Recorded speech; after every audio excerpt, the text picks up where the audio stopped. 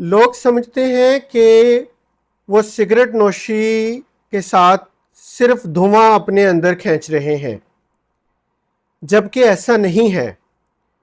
اس دھوئیں کے اندر 70,000 سے زیادہ کیمیکلز موجود ہوتے ہیں، جن میں سے 70 سے زیادہ کیمیکل ڈائریکٹلی کینسر کا باعث بنتے ہیں۔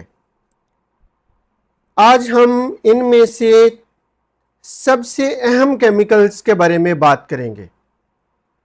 تو سب سے پہلے نمبر پہ آتا ہے نکوٹین۔ یہ وہی کیمیکل ہے جو کوکین سے بھی زیادہ نشہ آور ہے، اور اس کے نشہ آور ہونے کی وجہ سے سگریٹ کو چھوڑنا بہت مشکل ہے۔ دوسرے نمبر پر آتا ہے کاربن مونوآکسائڈ۔